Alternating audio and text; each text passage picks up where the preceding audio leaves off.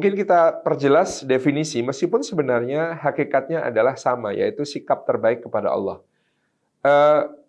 Ikhlas itu pada apa yang kita persembahkan untuk Allah, dalam bentuk ibadah-ibadah, niat-niat baik, ketaatan kepada Allah. Itu kita sebut kita ikhlaskan. Sementara pada apa yang menimpa, itu disebut ridho. Contoh, kita pergi ke masjid, bawa sandal bagus. Sandalnya diletakkan di luar, kita masuk. Ternyata ketika kita keluar dari masjid, sandalnya hilang. Nah, itu kita sebut kita ikhlaskan atau kita ridhokan. Yang betul kita ridhokan. Kecuali kalau dari awal niat, sandalnya ditaruh di luar itu kita kasih tulisan sandal ini disedekahkan. Nah, makanya itu baru disebut diikhlaskan. Ya, jadi ya, yang dimaksud tadi tentang ketika tertimpa musibah, ketika terjadi takdir-takdir yang tidak kita sukai, itu namanya ridho, bukan ikhlas ya. Atas apa yang datang dari Allah kepada kita, itu namanya ridho. Tapi kalau atas apa yang kita persembahkan untuk Allah, itu namanya ikhlas. Ini sebenarnya definisi sederhana saja. Cuman untuk mempertepat atau mendisiplinkan istilah saja.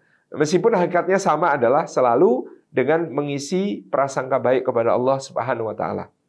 Maka yang itu intinya gitu ya. Kuncinya adalah pada selalulah berprasangka baik kepada Allah Subhanahu wa taala atas apa yang Dia tetapkan untuk kita, karena pasti ketika kita berprasangka baik, Allah juga menghendaki kebaikan untuk kita. Ya.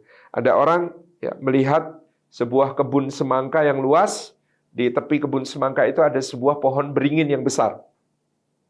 Dia bergumam, ya Allah, Engkau ini tidak adil. Ada pohon semangka kecil cuma merambat begitu, tapi Kau beri buah begitu besarnya.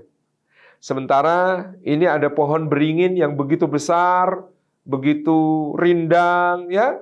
Itu pohon besar dan rindang begini, Kau beri buah kok cuma kecil saja, gitu ya.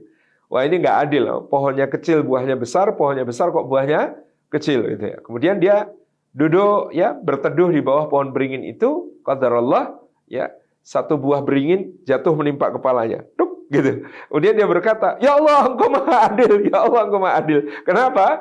Nah, kalau buah beringin sebesar buah semangka ya, dia sudah sakit sekali itu ya. Jadi pasti ada hikmah di balik setiap kejadian dan di balik setiap ketetapan yang Allah Subhanahu wa taala ya berikan kepada kita. Wah, ini kok saya ditakdirkan begini, pasti ada hikmahnya.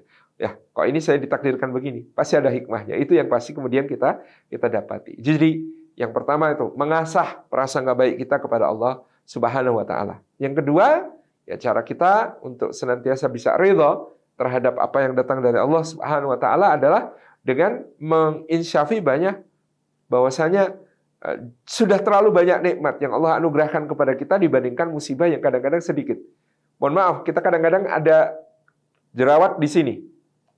Jerawatnya ini dibandingkan luas seluruh wajah kita adalah 1/200-nya. Luas jerawat dibandingkan luas seluruh wajah adalah 1/200-nya. Kadang-kadang kita fokus pada jerawatnya bikin kita cemberut, bikin kita sedih, bikin kita uring-uringan. Padahal itu cuma 1/200 dari seluruh wajah. Kita lupa mensyukuri 199 bagian wajah kita yang sehat tanpa kurang suatu apa. Nah, makanya dengan bermuhasabah, melihat kembali nikmat Allah, kita biasanya akan sadar, wah musibah ini kecil sekali dibandingkan segala nikmat Allah yang sudah dianugerahkan kepada kita. Saya kira itu Allah.